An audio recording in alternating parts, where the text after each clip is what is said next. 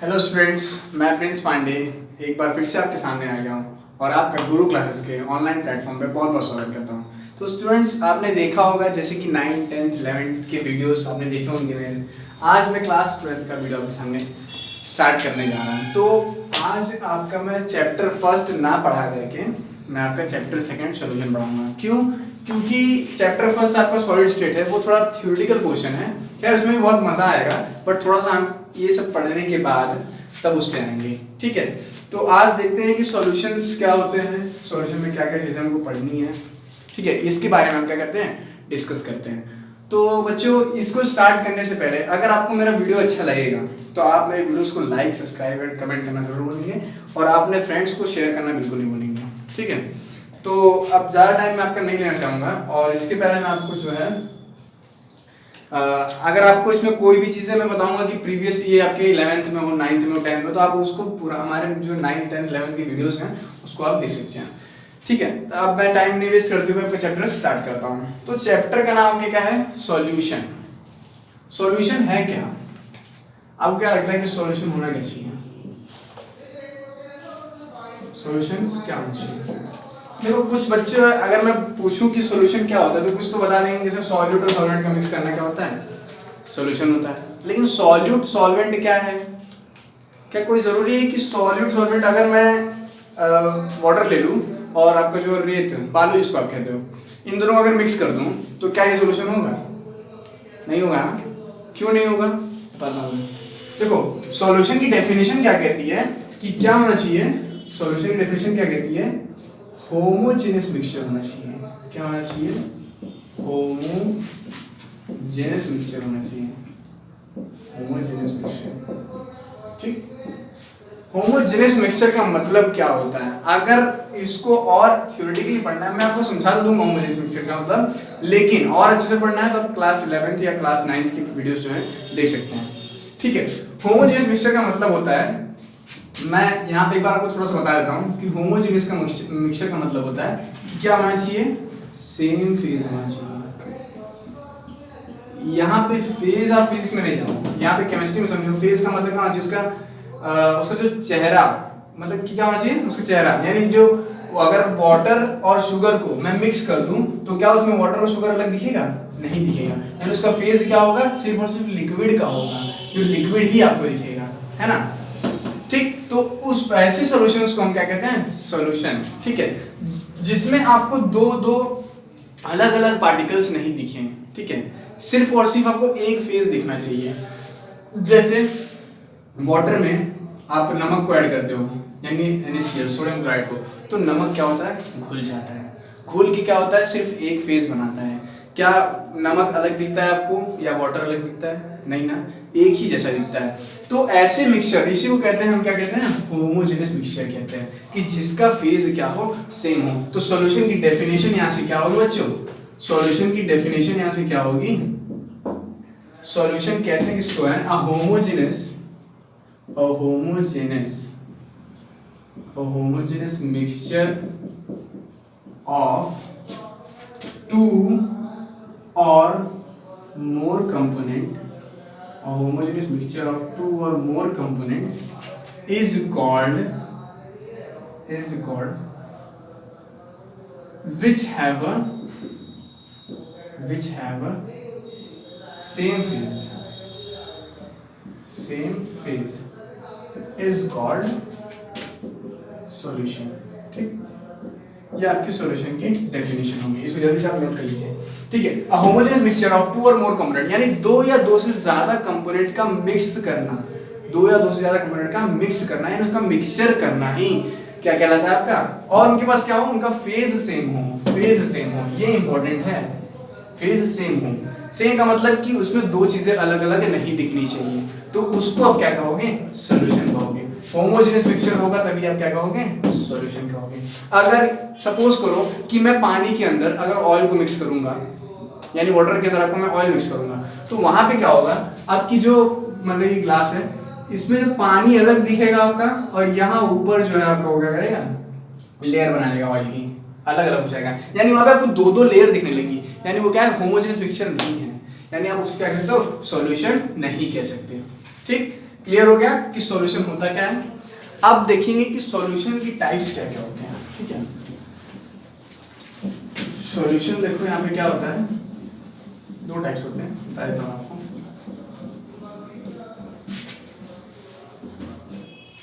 देखिए सॉल्यूशन यहाँ पे कितने टाइप के होंगे, दो टाइप्स के। पहला आपका क्या होगा, बाइनरी सॉल्यूशन होगा, बाइनरी सॉल्यूशन, ठीक। और यहाँ पे सेकंड आपका क्या होगा, टर्नरी सॉल्यूशन होगा। क्या होगा, टर्नरी सॉल्यूशन, ठीक। अब बाइनरी सॉल्यूशन क्या होता है, टर्नरी सॉल्यूशन क्या होता है। बाइनरी सॉल्यूशन का मतलब कि जिसमें सिर्फ और सिर्फ एक कंपोनेंट पार्टिसिपेट करे।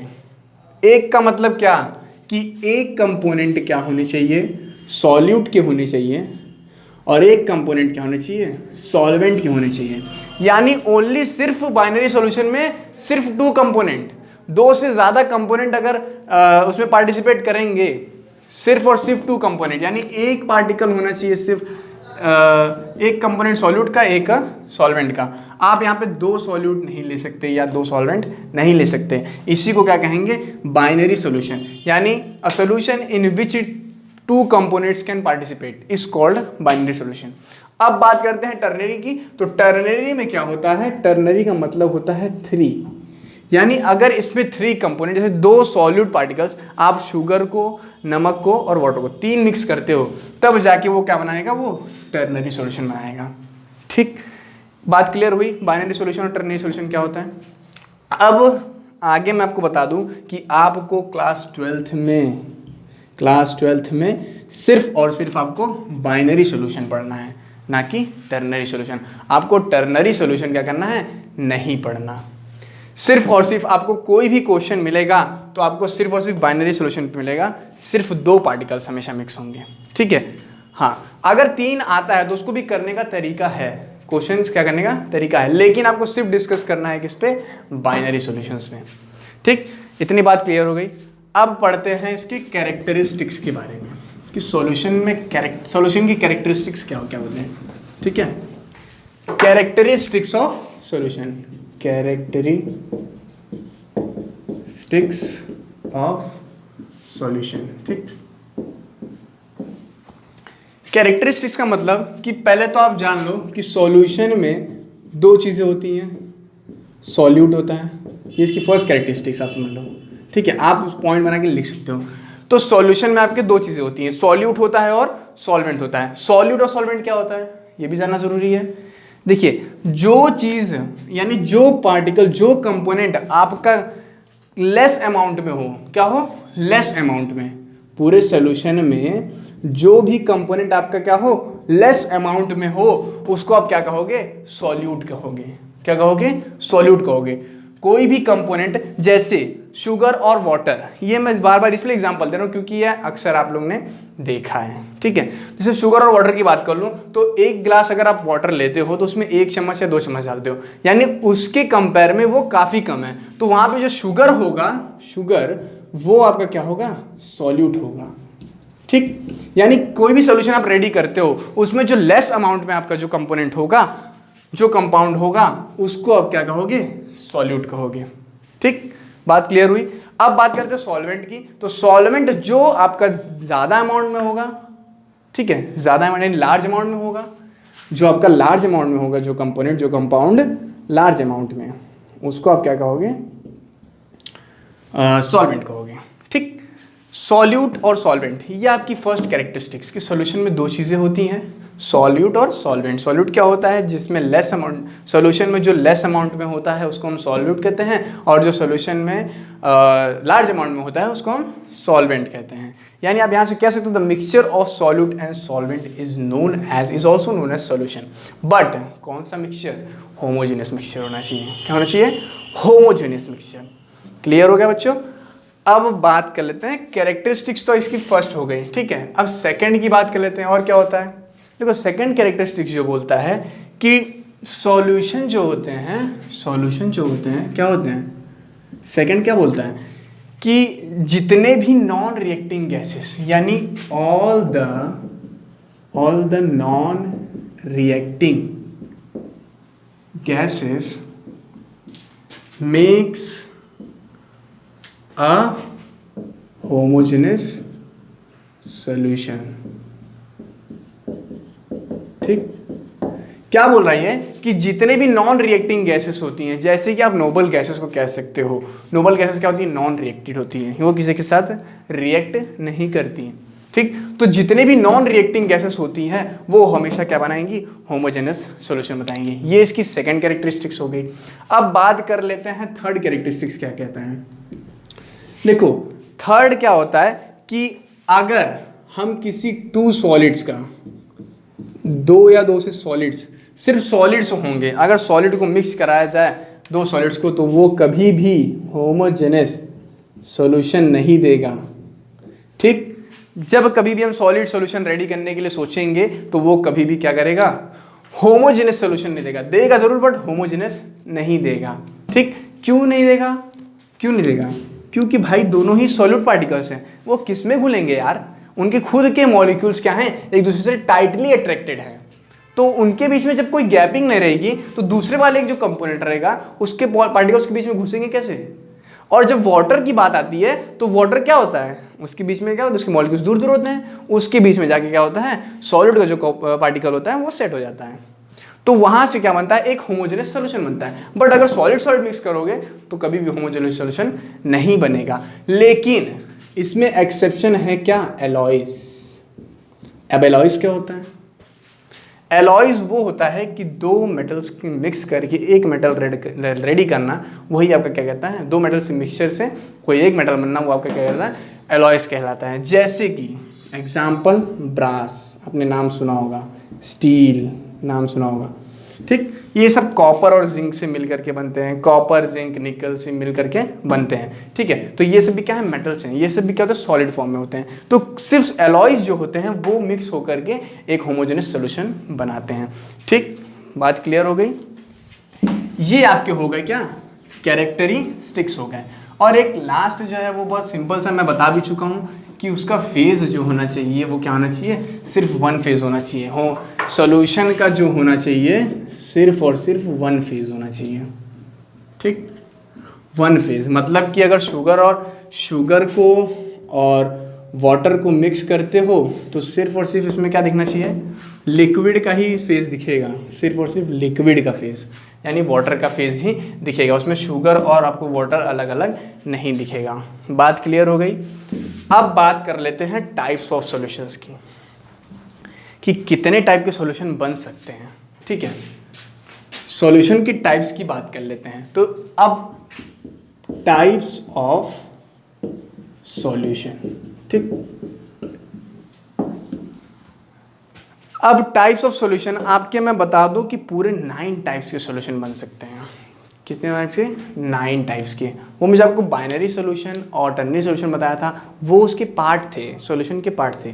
लेकिन अब इसको क्या बनना है, टाइप्स ऑफ सॉल्यूशन पढ़ना है, यानी कितने तरह के सॉल्यूशन आप रेडी कर सकते हो। तो मैं बता दूं कि there are 9 types of solutions, 9 types of solution. ठीक, 9 टाइप्स के आप पूरे सॉल्यूशन बना सकते हो, 9 टाइप्स के। और आपने कुछ देखा भी होगा और कुछ नहीं देखा होगा, वो आपको जो है आगे आने वाले टाइम पे हो सकता है एक्सपेरिमेंट आप करो, आप कॉलेज में जाओ कोई रिसर्च करो तो आपको वो देखने को मिलेगा। ठीक है, लेकिन कुछ मैं आपको ऐसे एग्जांपल बताऊंगा कि जो आप सॉल्यूशन आप जो हो गया देखे होंगे।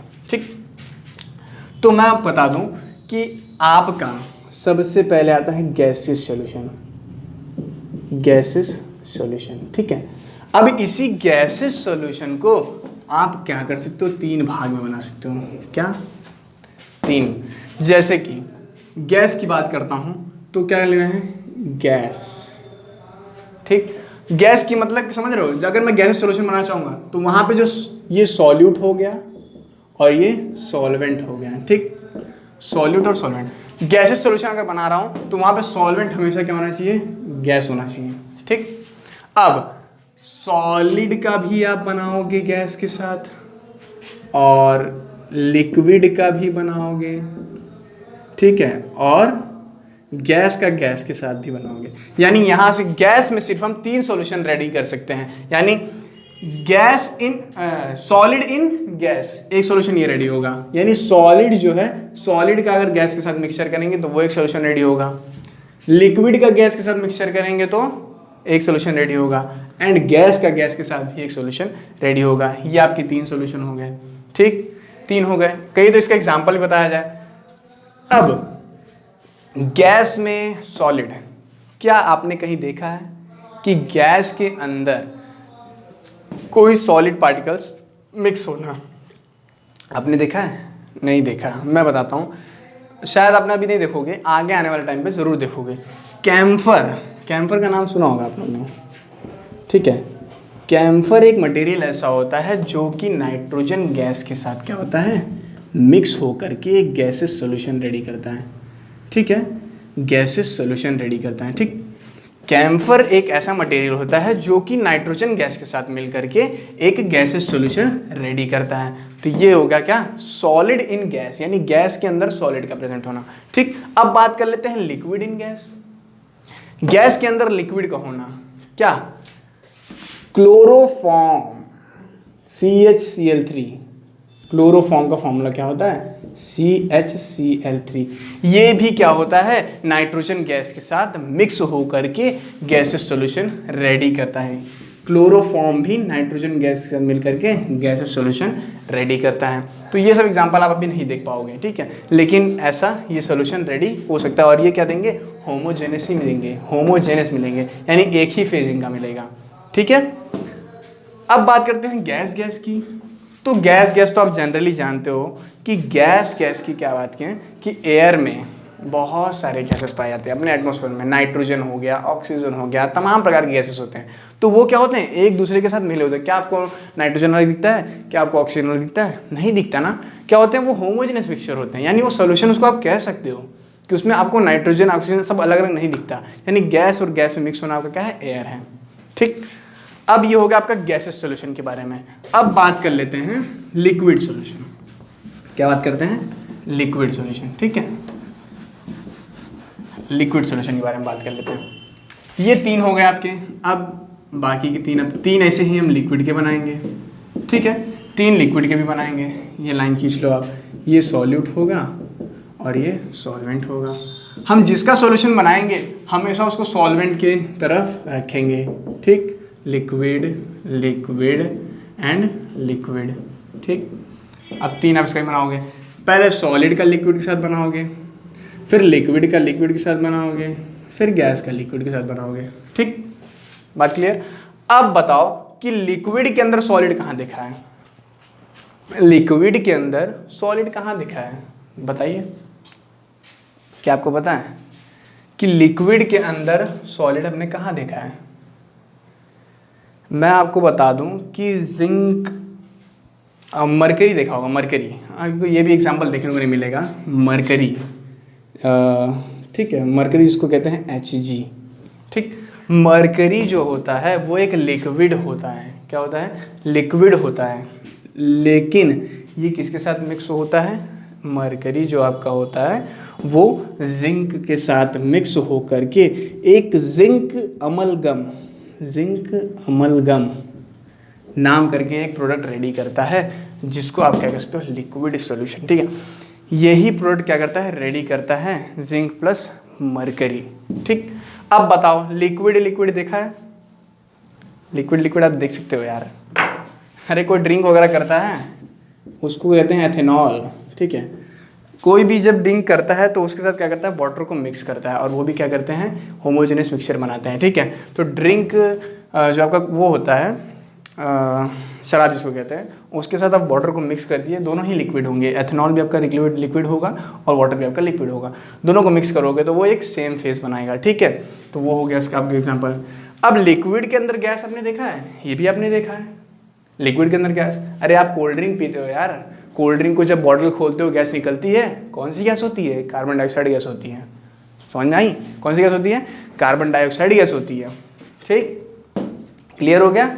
ये सारे सबके एग्जाम्पल हो गए। अब ये हो गए आपके 6 टाइप्स के सॉल्यूशन, ठीक। बचे आपके कितने, 3 और। मैंने पूरे कितना कहा कि आपके पूरे 9 टाइप्स के सॉल्यूशन रेडी होंगे। अब बात कर लेते हैं गैस हो गया, लिक्विड हो गया, अब आते हैं सॉलिड सॉल्यूशन की। ठीक है, सॉलिड सॉल्यूशन, तो ऐसे ही आपका सॉलिड पूरा हो जाएगा। ठीक, और सॉलिड सॉलिड सॉलिड। अब बताओ कि सॉलिड का सॉलिड के साथ, लिक्विड का सॉलिड के साथ, और गैस का सॉलिड के साथ। अब बताओ, देखो एक सॉलिड सॉलिड सॉल्यूशन भी आप रेडी कर सकते हो, लिक्विड सॉलिड भी रेडी कर सकते हो, और गैस सॉलिड भी रेडी कर सकते हो।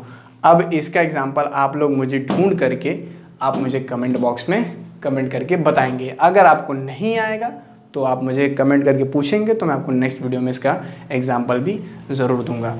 तो आज की वीडियो में मैं आपको जो है इतना ही बताने वाला हूँ। अब आज मैं अपने टॉपिक को क्या करूँगा, ख़त्म करना चाहूँगा, और इसके आगे अब हम पढ़ेंगे क्या, सॉल्युबिलिटी के बारे में, कि सॉल्युबिलिटी क्या होती है, जिसको हिंदी में कहते हैं विलयता।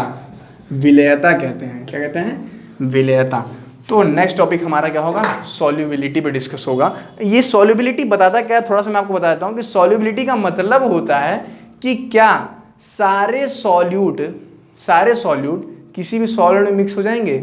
जैसे अगर मैं कहूँ कि क्या वाटर है, अगर उसमें आप कुछ भी मिक्स कर सकते हो, नहीं कर सकते।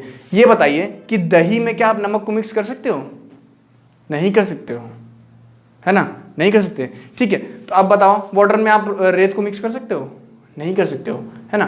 तो क्यों नहीं कर सकते हो, और कौन सा सॉलिड मिक्स होगा, कौन सॉलिड मिक्स होगा, कब सॉल्यूशन रेडी होगा, तो मैं आपको ये सब कुछ बताऊंगा सॉल्युबिलिटी पढ़ने में। और कौन कौन से फैक्टर अफेक्ट करते हैं सॉल्युबिलिटी को, वो भी हम डिस्कस करेंगे अपने नेक्स्ट वीडियो में। ठीक है, अब आज के लिए मैं आपका जो है यहीं पे लेक्चर खत्म करता हूँ। मिलते हैं आपसे नेक्स्ट वीडियो में। और जाते जाते आपको फिर से याद दिला दूँ, अगर वीडियो मेरा अच्छा लगेगा और आपके कोई भी डाउट्स इतने में, तो आप कमेंट करके और मेरे वीडियोज़ को लाइक करना बिल्कुल ना भूलें, और अपने फ्रेंड्स को शेयर करना ना भूलें। ठीक है, थैंक यू सो मच। मिलते हैं आपसे नेक्स्ट वीडियो में।